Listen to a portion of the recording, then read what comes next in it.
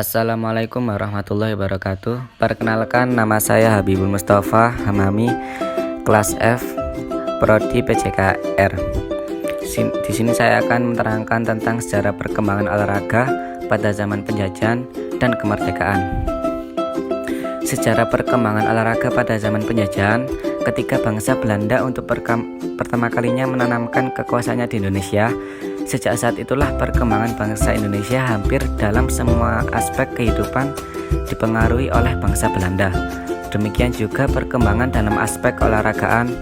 Cabang-cabang olahraga yang berkembang adalah cabang olahraga yang dilakukan Belanda, termasuk ketika pada waktu bangsa Jepang menduduki Indonesia. Karena negeri Belanda sendiri berada di Eropa dan berada di bawah pengaruh Prancis, maka secara tidak langsung juga mempengaruhi perkembangan olahraga di Indonesia, sehingga akhirnya kita mengenal ada sistem olahraga Jerman, sistem olahraga Swedia, sistem olahraga Austria, dan juga Jepang. Dengan berkuasanya Belanda di Indonesia, terutama setelah Belanda mempunyai tentara yang banyak dalam rangka mempertahankan eksistensinya di Indonesia, maka kemudian terlihat masuknya olahraga di lingkungan kemiliteran.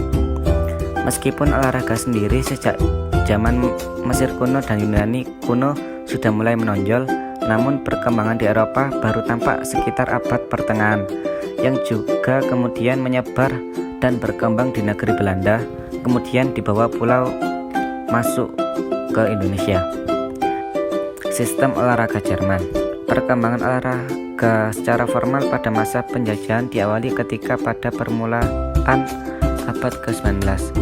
Masuk dan perkembangan olahraga sistem Jerman yang diciptakan oleh Johann Friedrich Gusmus tahun 1759 sampai 1893 di negeri Belanda, dan dalam perkembangan berikutnya masuk pula olahraga sistem Jerman yang dikembangkan oleh Jan Spies dan Maul ke negeri Belanda. Sebagai peletak dasar sistem Jerman, Gusmus membagikan latihan olahraga secara general. Menurutnya ada 3 kaidah penting yang harus diperhatikan, yaitu senam harus menyempurnakan darah, memperkuat otot-otot dan syaraf-syaraf. Senam harus mempunyai faktor atau elemen kesukaran. Senam harus menambahkan keberanian dan ketangkasan batin. Sistem olahraga Swedia.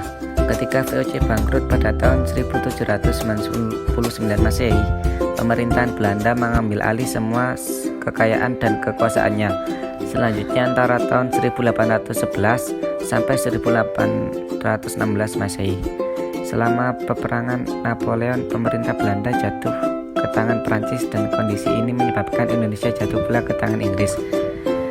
Bersamaan dengan itu, masuknya ke Indonesia sistem olahraga Swedia yang dikembangkan oleh Per Hendrik Ring yang mula-mula dibawa oleh perwira kesehatan angkutan laut Belanda, Dr. H.P. Minkema. Sistem ini masuk pula ke sekolah-sekolah pada tahun 1919 sampai 1920 Masehi. Mulai diadakan kursus-kursus untuk guru-guru dan sekolah-sekolah dilengkapi perlengkapan latihan sistem Swedia tersebut. Perbedaan pokok sistem Swedia dengan sistem Jerman terletak pada titik tolak kerjanya. Jika titik tolak sistem Jerman adalah kemungkinan gerak, maka Swedia didasarkan pada guna gerak. Sistem olahraga Austria. Bersamaan dengan perkembangan di negeri Belanda setelah Perang Dunia ke-1 tahun 1914 sampai 1918, masuknya sistem Austria diciptakan oleh Gaulhofer dan Stresser, didorong oleh keadaan anak-anak akibat perang memerlukan perubahan pendidikan. Sistem Austria berpangkal pada anak-anak Volkskendes-Aus dengan memperhatikan aspek pedagogik dalam menyajikan latihan. Latihan disusun secara sistematik dengan kategori berjenjang, normalisasi, pembentukan, prestasi, dan seni gerak. Setiap latihan harus mempunyai bentuk dan isi. Bentuk ditentukan oleh keadaan tubuh dan kemampuan, sedangkan isi memberikan arti dari latihan yang diberikan. Perkembangan olahraga pada zaman kemerdekaan. Proklamasi Negara Indonesia pada tanggal 17 Agustus 1945 merupakan pintu gerbang terbukanya kebebasan bangsa Indonesia dari penjajahan. Peristiwa monumental tersebut merupakan babak baru dalam sejarah perkembangan negara Indonesia tercinta ini, termasuk babak baru dalam perkembangan olahraga Indonesia. Pemerintah Indonesia melalui Kementerian Pendidikan dan Pengajaran mempropagandakan penyelenggaraan latihan-latihan dan rehabilitasi fisik dan mental yang telah rusak selama penjajahan kolonial Belanda dan Jepang. Penyelenggaraan olahraga di sekolah-sekolah mulai digalakkan. Di setiap provinsi diusahakan pembentukan inspeksi pendidikan jasmani, antara lain Sumatera Utara, Sumatera Tengah, Jawa Barat, Jawa Tengah, Yogyakarta, Solo, dan Jawa Timur. Salah satu peristiwa keolahragaan yang menandai perkembangan olahraga pada zaman kemerdekaan antara lain diuraikan berikut ini. Pada tanggal 19 Agustus 1945, tanggal terbentuknya kabinet yang pertama. Dalam Kementerian Pendidikan Pengajaran diadakan suatu lembaga yang bertugas merencanakan dan melaksanakan pengurusan di bidang keolahragaan di sekolah. Inspeksi Pendidikan Jasmani adalah organisasi di bawah yaitu Jabatan Pengajaran. Olahraga di masyarakat diurus oleh lembaga di bawah Jabatan Pendidikan Masyarakat.